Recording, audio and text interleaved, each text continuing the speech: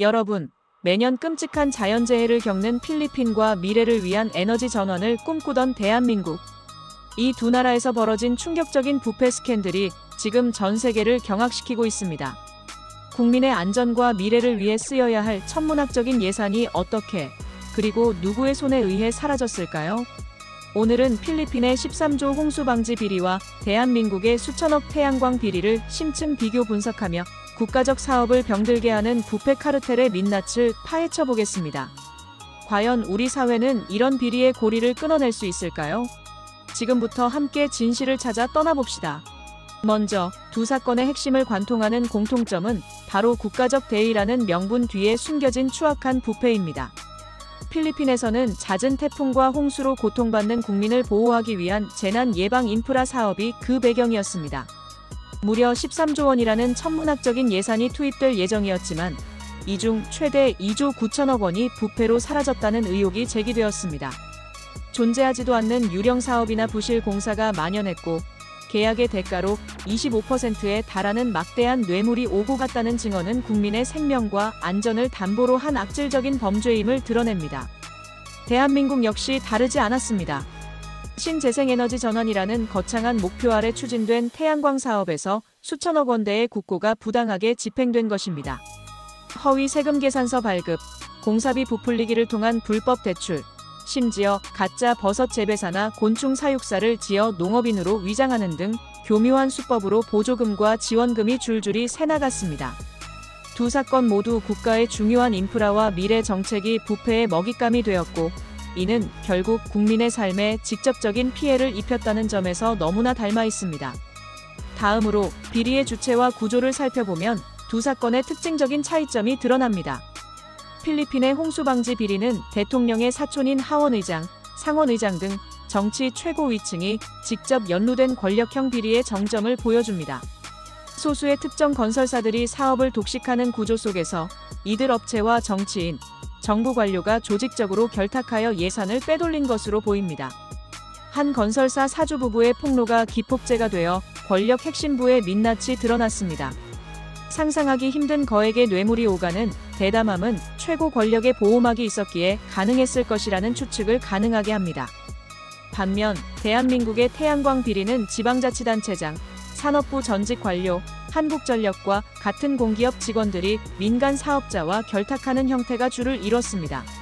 사업 인허가 권한을 가진 공직자들이나 내부 정보를 얻기 쉬운 공기업 직원들이 가족 명의로 사업체를 운영하거나 특정 업체에 특혜를 주고 퇴직 후 해당 업체에 재취업하는 등의 유착 관계가 다수 적발되었습니다. 이는 정책 집행의 최전선에 있는 실무 권력의 부패가 광범위하게 만연했음을 보여주며 그 방식은 좀 더 교묘하고 은밀했습니다. 필리핀이 탑다운 방식의 최고 위층 비리였다면 한국은 미들다운 방식의 실무 관료 비리가 더 두드러졌다고 볼 수 있습니다. 두 사건의 규모와 파장을 비교해보면 그 심각성을 더욱 분명히 알 수 있습니다. 필리핀의 경우 약 13조 원의 사업 중 최대 2조 9천억 원이 부패로 손실되었을 것으로 추정됩니다.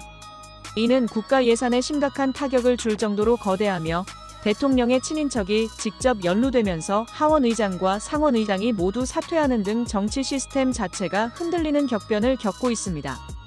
분노한 Z세대를 주축으로 한 시민들이 거리로 쏟아져 나와 격렬한 시위를 벌이고 경찰과 충돌하는 등 사회적 혼란도 극심합니다. 반면 대한민국의 태양광 비리는 국무조정실 발표에 따르면 약 5,800억 원 등 수천억 원대의 위법 부정 집행이 적발되었습니다.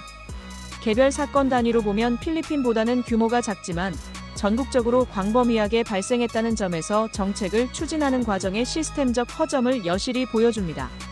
정치적 파장으로는 관련 지자체장 및 공직자들이 구속 기소되었고 이전 정부의 핵심 정책에 대한 대대적인 감사 및 수사가 진행되었습니다. 대규모 시위보다는 정책 실패에 대한 비판과 사법적 처벌 요구가 주를 이루었으며 정치권에서는 이를 둘러싼 치열한 공방이 전개되며 정쟁의 주요 소재가 되었습니다. 두 나라 모두 국민의 신뢰를 잃고 국정 운영에 심각한 타격을 입었다는 공통점이 있지만 필리핀은 즉각적인 권력의 붕괴와 시민혁명에 가까운 저항이 나타났다면 한국은 정책 실패에 대한 책임 공방과 사법적 단죄에 초점이 맞춰졌다고 할 수 있습니다. 오늘 우리는 필리핀과 대한민국에서 벌어진 두 가지 대규모 부패 스캔들을 통해 국가적 명분을 내세운 사업이 어떻게 부패의 온상이 될 수 있는지, 그리고 그로 인해 국민의 삶이 얼마나 큰 위협을 받을 수 있는지 생생하게 목격했습니다.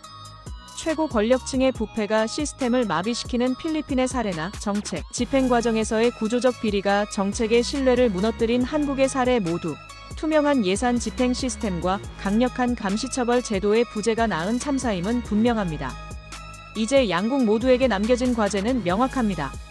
정치적 지위나 이념을 떠나 부패에 연루된 모든 세력에 대한 엄정한 법 집행, 그리고 사업 계획부터 집행, 감독에 이르는 전 과정에 대한 투명하고 체계적인 감시 시스템 구축만이 무너진 신뢰를 회복하고 지속 가능한 미래를 만들어갈 유일한 길입니다. 이 영상이 여러분께 우리 사회의 부패 문제에 대해 다시 한번 생각해보는 계기가 되었기를 바랍니다.